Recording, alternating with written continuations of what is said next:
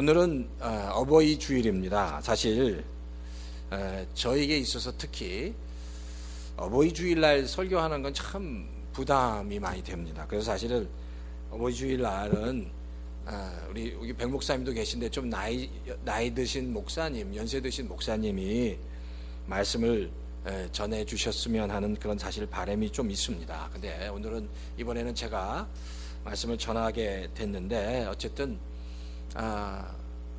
말씀을 같이 전한다기보다도 하나님께서 주시는 말씀 같이 듣고 생각하는 시간, 그런 시간이 됐으면 하는 바람입니다. 우리가 하나님을 생각할 때 그런 것 같아요. 하나님과 우리가 그 생각하는 그 관점, 포인트가 맞아야 합니다. 생각은 같이 있어도 생각이 다르면 서로 이야기가 되지 않잖아요. 말이 통하지 않습니다. 지금 하나님과 나와 어떤 관계인지, 또 부모님과도 마찬가지. 부모님과 내가 한 마음이 되는 것, 서로 이렇게 마음이 통하는 것, 그게 참 중요한 것 같아요. 제가 지난 주간에 그래서 그 하나님의 의에 대해서 잠깐 설명을 드렸습니다. 그걸 다시 한번 우리 복습하고 오늘 말씀 좀 들어가면 좋을 것 같습니다. 이 하나님의 의라는 이 히브리어로 자다크라는 단어에 대한 바른 이해가 올바른 신앙생활을 하는데 너무 중요하기 때문입니다. 로마서 1장 16절 17절에 성경이 이렇게 기록합니다. 내가 복음을 부끄러워하지 아니하노니 이 복음은 모든 믿는 자에게 구원을 주시는 하나님의 능력이 됨이라. 먼저는 유대인에게요 그리고 헬라인에게로다. 복음에는 하나님의 의가 나타나서 믿음으로 믿음에 이르게 하나니 기록된 바 오직 의는 믿음으로 말미암아 살리라 함과 같으니라. 이 로마서 1장 16절에 보면 바울이 복음을 부끄러워하지 않는 이유는 이 복음에는 능력이 있기 때문이다라고 얘기합니다. 그리고 17절에 보면 복음에는 하나님의 의가 나타나 있다라고 얘기합니다.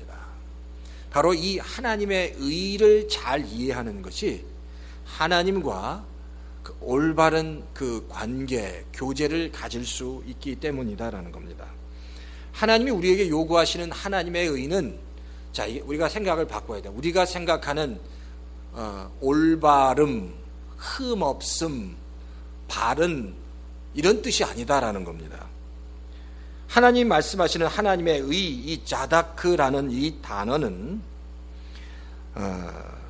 로마서에서 그리고 아브라함을 통해서 노아를 통해서 우리가 이해할 수 있습니다. 지난번에 제가 말씀을 드렸기 때문에 그냥 간단하게 다시 한번 설명을 드릴게요. 하나님이 아브라함에게 내가 너를 의로 여긴다, 의롭다고 칭하겠다라고 말씀하십니다. 거기서 말씀하는 의가 아브라함이 도덕적으로 윤리적으로 아주 착했기 때문에 선한 일을 많이 해서 내가 너를 의롭다고 여긴다, 선언한다라고 말씀하는 게 아니라는 겁니다. 노아가 너무 하나님 앞에서 착해서 선해서 윤리적으로 흠이 없어서가 아닙니다. 사실 노아는 홍수 이후에 포도주를 너무너무 많이 마시고 하체를 드러냈다라고 성경은 얘기합니다. 근데 사실 하체를 드러냈다는 얘기는요, 그냥 정신없어서 그냥 잤다는 게 아니라 뭔가 성적인 죄와 연결되어 있는 모든 그런 뉘앙스가 있습니다. 그러니까 노아가 큰 죄를 진 겁니다. 그리고 그 일로 인해서 분노합니다. 이제 그걸 보면 노아가 절대로 의인이다라고 얘기할 수 없지만 성경은 하나님은 노아를 의인이다라고 부르셨다는 겁니다. 그러니까 아브라함과 노아를 하나님이 의인이야, 넌 의인이야 라고 부르신 그 이유는 아브라함과 노아가 하나님과 언약 관계 속에 있는 언약 관계 속에서 그 언약의 말씀을 믿고 순종했기 때문이다라는 겁니다. 순종한 것, 언약 관계 속에서 언약의 말씀을 믿고 순종한 것을 하나님이 아브라함과 노아에게 바로 하나님의 그 의로 여기셨다는 겁니다. 그러니까 성도에게 있어서 가장 중요한 것은 내가 하나님 언약 안에 있느냐는 것을 확인하는 겁니다. 우리가 창세기 38장의 이야기도 지난번에 말씀드렸는데 야곱의 넷째 아들 누구였죠? 유다가 있습니다. 유다가 나중에 하나는 깜짝 놀랄 일을 발견하죠. 그게 뭡니까? 자기 며느리 다말이 임신을 한 겁니다. 근데 다말에게는 자기 남편이 없었는데 임신을 하니까 어떻게 됐다고요? 깜짝 놀랐습니다. 그래서 그를 죽이려고 했어요. 근데 그를 죽이지 않고 그 시아버지 유다가 다말에게 너는 의롭다라고 얘기합니다. 왜 그랬죠? 나중에 그 다말이 임신한 그 아이가 자기의 아이인지도 알면서도 너는 의롭다라고 얘기합니다. 그를 죽이려고 했다가 너는 의로운 여자라, 의로운 자라고 얘기합니다. 근데 그 이유가 다말이 하나님의 언약을 붙잡았기 때문입니다. 하나님이 아브라함에게 주신 그 언약, 자손에 대한 언약을 다말이 분명히 붙잡았고 그 언약을 이루어가는 과정이었다는 겁니다. 그것을 바로 유다가 알았다는 겁니다.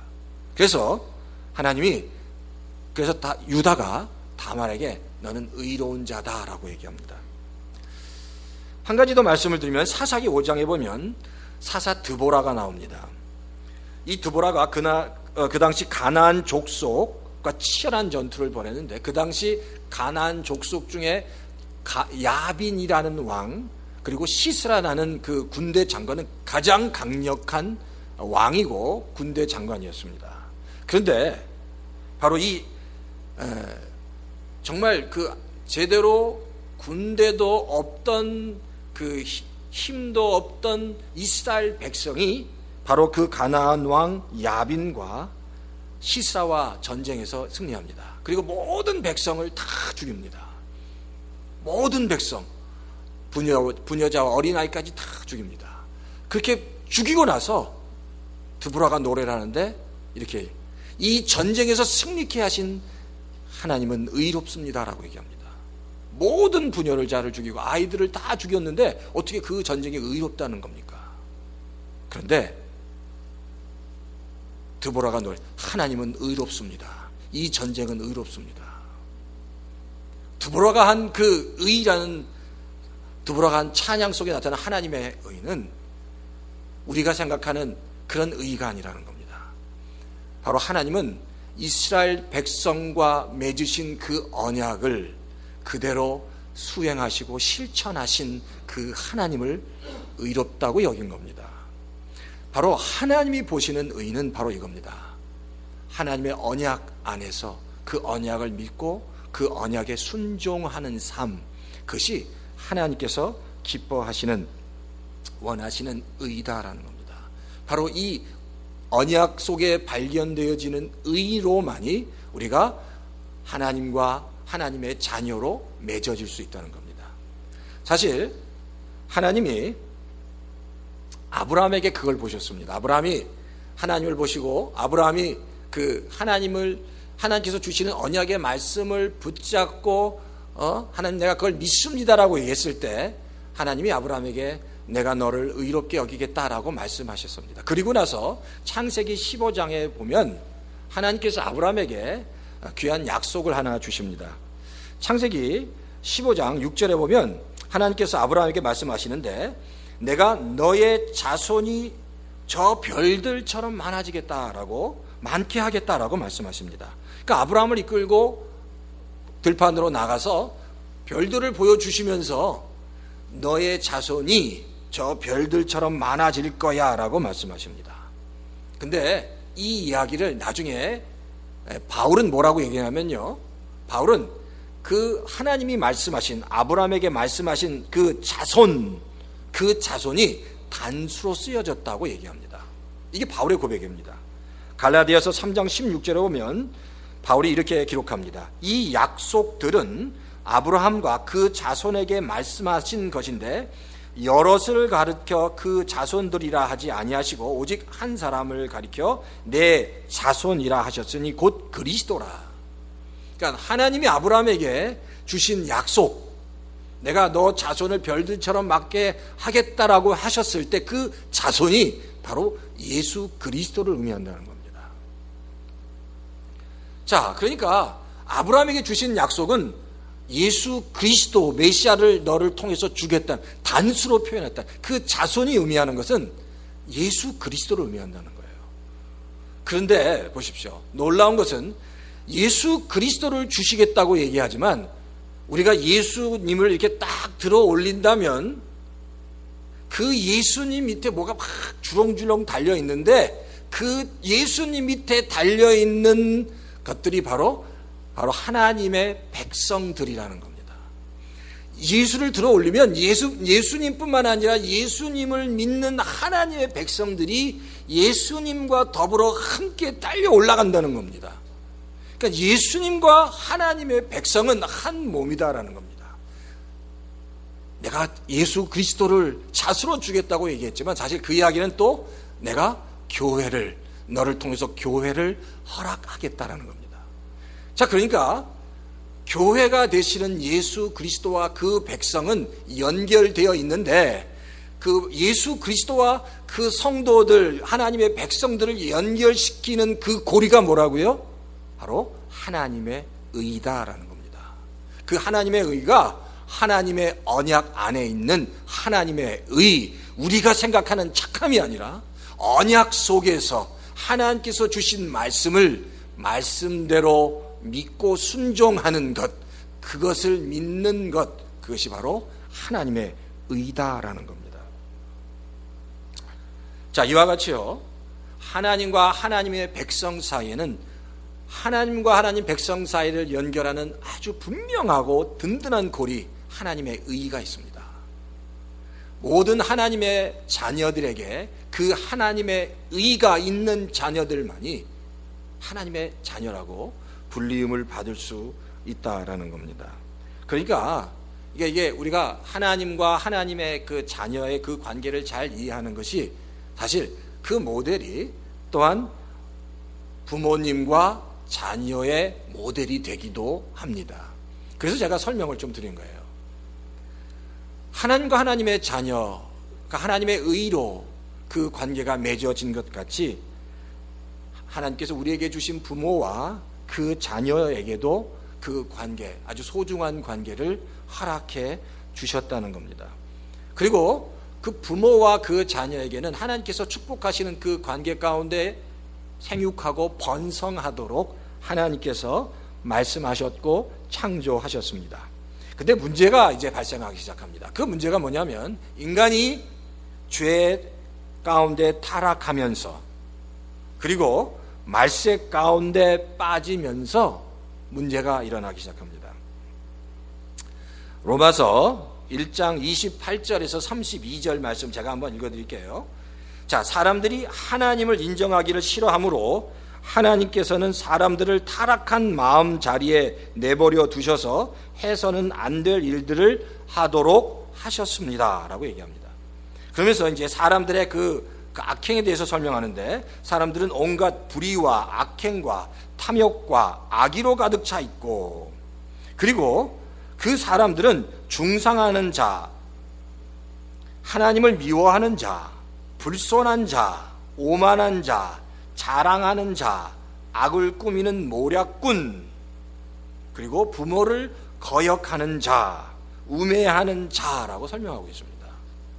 그러니까 죄에 타락한 사람들의 특징 중에 하나가 부모를 거역한다는 겁니다.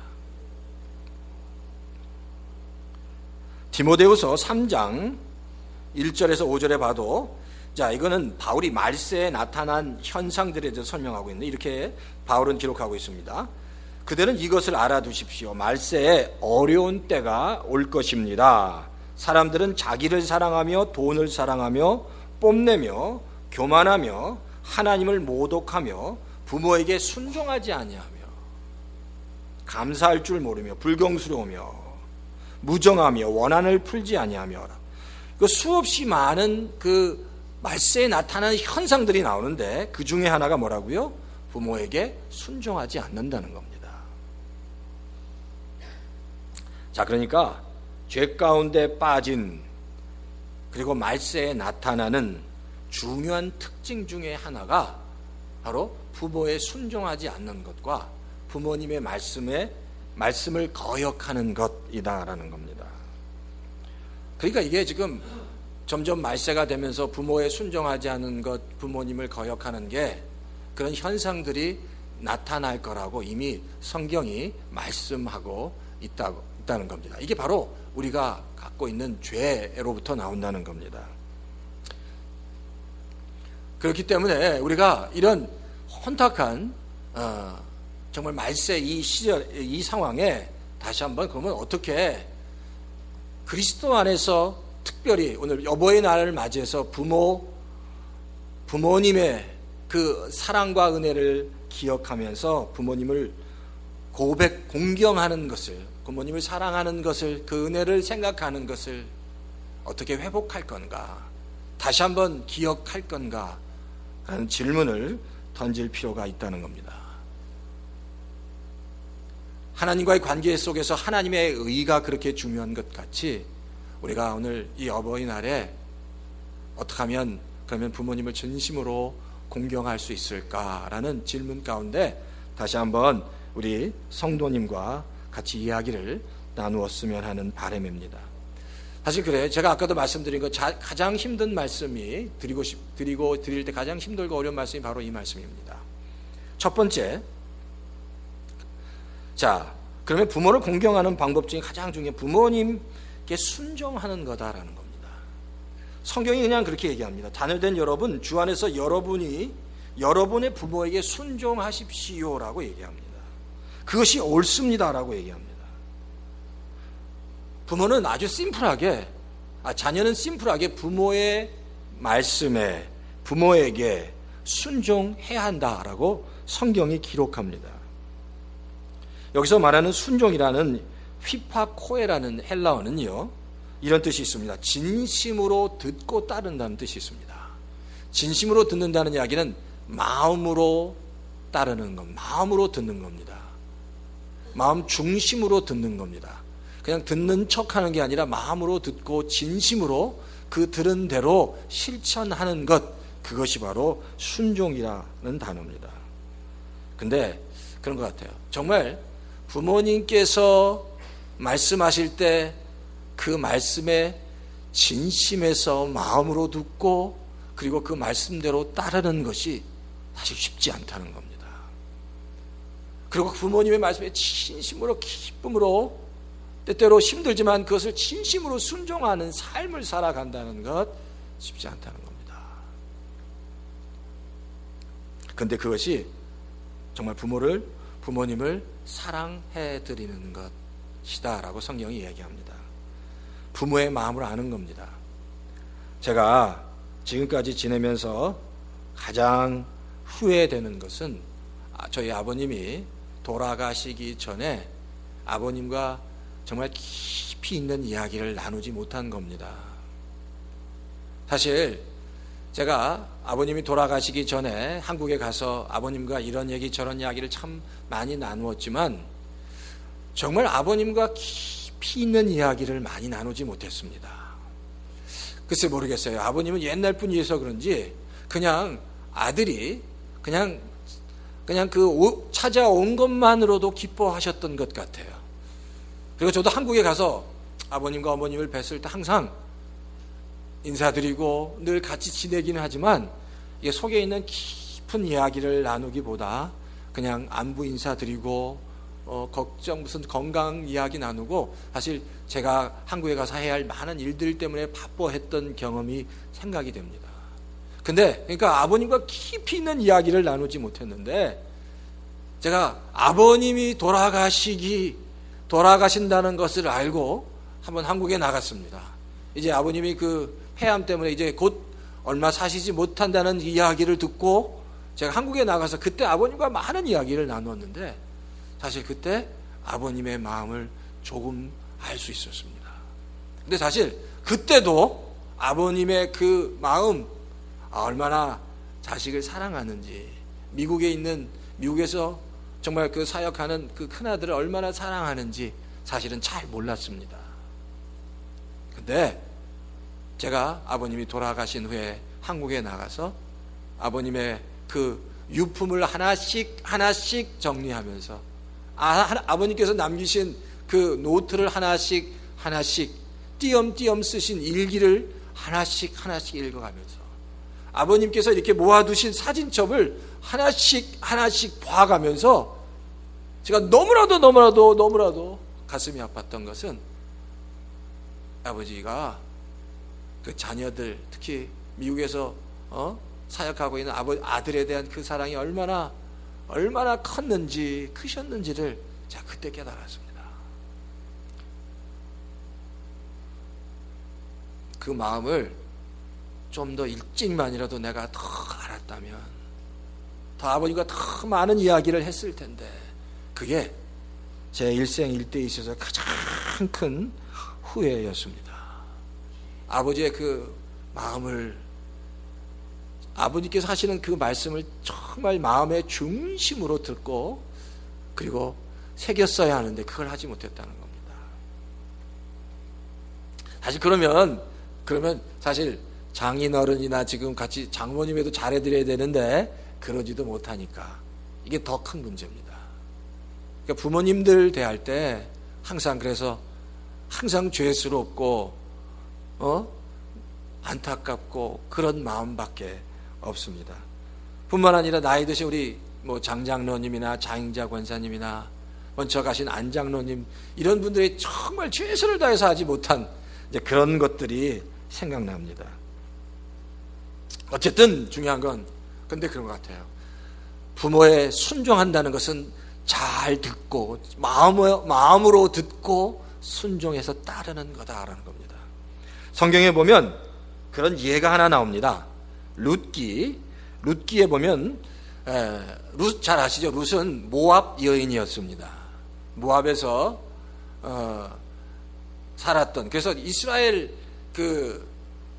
이스라엘 백성이 모압으로 가서 거기서 살다가 이스라엘 남자와 결혼한 여인이었습니다. 근데 이제 거기서 남편이 다 죽으니까 그의 시어머니가 누구죠? 나오미. 시어머니가 이제 자기 남편과 아들이 다 죽은 다음에 더 이상 있을 수 없으니까 이제 다시 이스라엘로 넘어오면서 바로 그 나오미가 룻에게 이렇게 얘기합니다. 내가 이제 이스라엘로 갈 테니까 너는 여기 모압 땅에 남아서 네가 살아야 할 길을 찾으라고 얘기하는 거예요. 남으라는 겁니다. 나를 쫓아오지 말라는 거예요. 나는 지금 이스라엘로 돌아갈 텐데 이제 나를 쫓아오지 말고 내가 너를 테이크케어 할 수 없다는, 건사할 수 없다는 겁니다. 나는 힘이 없다는 겁니다. 돈이 없다는 겁니다. 네가 알아서 내 인생을 살아가라고 얘기합니다. 근데 그 이야기들은 룻이 이렇게 얘기합니다. 그 시어머니 나오미에게 이렇게 얘기합니다. 나로 어머니를 떠나서 어머니를 따르지 말고 돌아가라. 강권하지 마옵소서. 어머니께서 가시는 곳에 나도 가고 어머니께서 유숙하시는 곳에 나도 유숙하겠나이다. 어머니의 백성이 나의 백성이 되고 어머니의 하나님이 나의 하나님이 되시리니 어머니께서 죽으시는 곳에서 나도 죽고 거기 장사될 것이라 하고 말합니다. 정말 이 이야기는 그냥 하는 얘기가 아니야. 나오미는 정말로 이 룻은 정말로 그 시어머니를 정말로 사랑했습니다. 그래서 사실 이 이방 여인, 특히 모압 여인, 모압은요 이스라엘과 철천지 원수가 되는 나라입니다. 그 이후에도 계속해서 모압은 이스라엘과 싸웠습니다. 특히 가장 원수가 되는 모압 여인이 어머니를 따라 다시 이스라엘로 간다는 것은 얼마나 큰 박해가 있을지, 얼마나 큰 고난이 있을지, 고통이 있을지 모르는데 바로 룻은 어머니를 따라 바로 이스라엘로 돌아가겠다라고 결정합니다. 룻은 시어머니 나오미가 뭐가 필요한지 알았습니다. 그 마음을 알았습니다. 어떻게 도와드려야 하는지를 룻은 알았다는 겁니다. 참 이런 마음이 참 중요한 것 같아요. 뭐가 필요한지, 뭘 어떻게 해드려야 되는지 그것을 알고 룻은 기꺼이 자신을 희생했습니다. 자신의 인생을 희생했다는 겁니다. 가끔가다 그런 생각합니다. 내가 만약 룻의 입장이었다면, 내가 룻의 입장에 있었다면 나는 과연 내 어머니를 위해서 이렇게 희생할 수 있을까? 글쎄 모르겠습니다. 근데 룻은 시어머니 나오미를 따라 어디로 갔어요? 이스라엘로 갑니다. 정말 이 일은 그러니까 하나님께서 정말 감동받으실 만한 일입니다. 이 일로 이스라엘 전체가 사실 감동을 받게 됩니다. 근데 사실 그래요? 룻이 한 이 행동은 단순히 효심에 대한 감동적인 이야기만은 아니다라는 겁니다. 룻은 어떻게 보면 아주 지혜로운 사람이었습니다. 축복된 사람이었습니다. 왜냐하면 룻은 어머니를 잘 모시려고 하는 마음도 있었을 뿐만 아니라 룻은요 이방 여인이었지만 하나님께서 주신 언약의 말씀을 붙잡고 있었습니다. 그 증거가 아까 읽어드린 말씀 중에 맨 마지막에 이렇게 말씀합니다. 룻이 고백하는 거예요. 만일 내가 죽는 일 외에 어머니와 떠나면, 만일 내가 죽는 일 외에 어머니에게서 떠나면 여호와께서 내게 벌을 내리시고 더 내리시기를 원합니다라고 얘기합니다. 죽는 일 외에 어머니와 떠나면 여호와께서 내게 벌을 내리시기를 원한다. 근데 여기서요, 이 당시 여호와라는 단어, 이 여호와라는 이 단어는 아무나 부르는 단어가 아닙니다. 하나님이라고 부르죠. 여호와라고 부르는 이 여호와, 하나님을 여호와로 부른다는 것을, 부른다는 건요, 하나님을 이스라엘 백성의 그 주체, 이스라엘 백성의 언약의 주체로 인정하겠다는 겁니다. 당신은 이스라엘 백성의 주인이 되십니다. 그리고 나는 그 밑에 있는 종입니다. 라고 하나님을 이스라엘 백성의 주체로, 언약의 주체로 인정한다는 겁니다. 그러니까 룻은요, 시어머니에 대한 극진한 효심뿐만 아니라 하나님이 어떤 분이신지, 하나님의 의가 무엇인지, 그 언약이 무엇인지를 알았던 아주 지혜로운 여인이었다는 겁니다. 하나님의 사랑이, 하나님의 은혜가 무엇인지를 바로 이 룻이 깨달았다라는 겁니다. 그래서 룻이 하나님을 부를 때 여호와라고 부른다는 겁니다. 우리가 이 땅을 살아가면서 정말 중요한 게 있습니다. 내 육신의 부모 잘 섬기는 것, 순종하라고 말씀하심처럼 육신의 부모를 정말 순종함으로 잘 섬기는 것과 내가 또 섬겨야 할, 평생 섬겨야 할 그 하나님이 어떤 분이신지를 분명히 깨달아 아는 것. 그래서 그 하나님과 그 백성 사이에 원하시는 그 하나님의 의, 그 의를 붙잡고 살아가는 삶, 그 삶이 성도들에게 필요하다라는 겁니다. 두 번째는 이 어버이 주일에 부모님의 은혜를 잊지 말아야 한다는 겁니다. 사실 우리가 살아가면서 너무나도 많은 부모님의 은혜를 입고 살아갑니다. 제가 제 자신만 봐도 그런 것 같아요. 어릴 때부터 시작해서 사실 제가 미국에 올 때까지 다 부모님께서 도와주셨습니다. 부모님께서 다 도와주셨습니다. 그러니까 어떻게 갚을 수가 없었습니다. 이게 부모님의 큰 은혜.